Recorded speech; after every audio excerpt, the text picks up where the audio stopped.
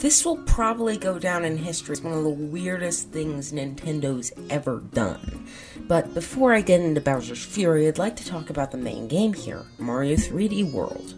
When I played this on the Wii U, I played as Peach, but since I've been enjoying Luigi's Mansion recently, I'll be using Luigi here.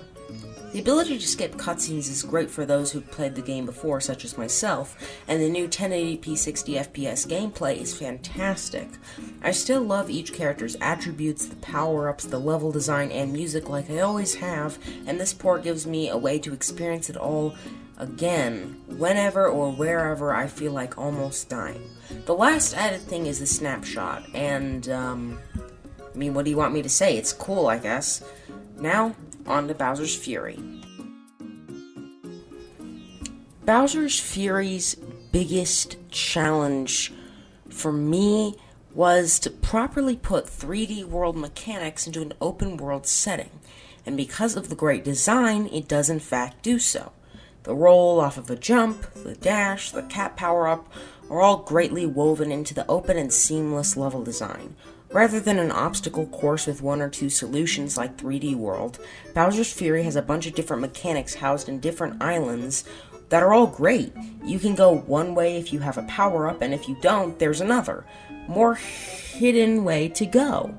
I love the open world without load times, especially considering that this is running on a Nintendo Switch.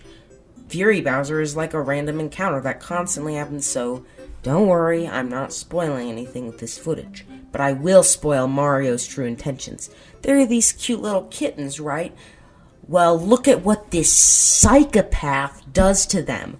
Oh my god! MatPat was right!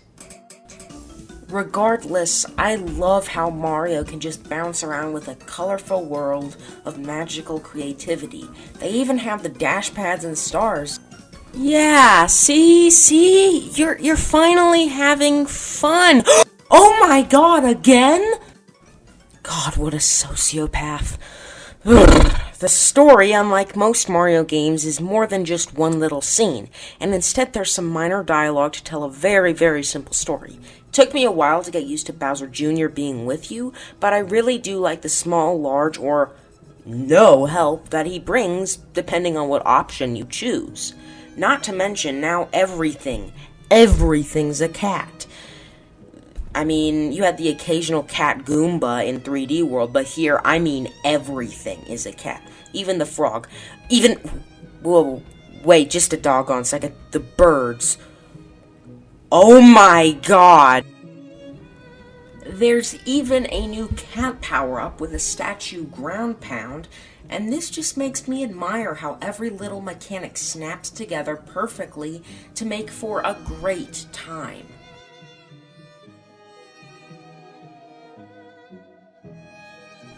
There are bosses and collectibles all over the place, and with Plessy to help you travel around, it's even more addicting.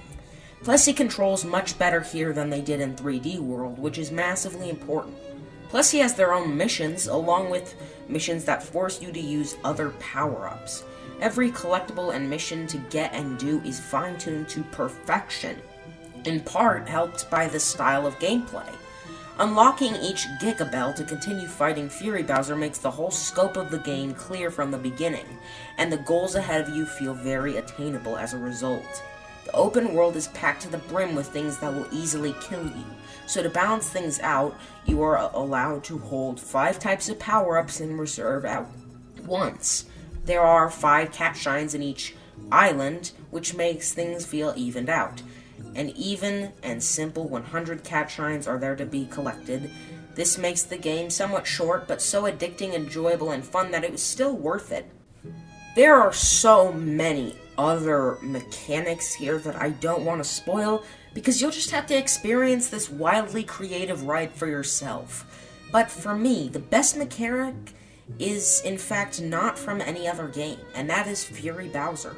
Fury Bowser appears constantly, and while you can have awesome boss fights with him, you mostly have to use his attacks to get collectibles and use cover to not be damaged before you can find a cat shine, which will make him temporarily subside.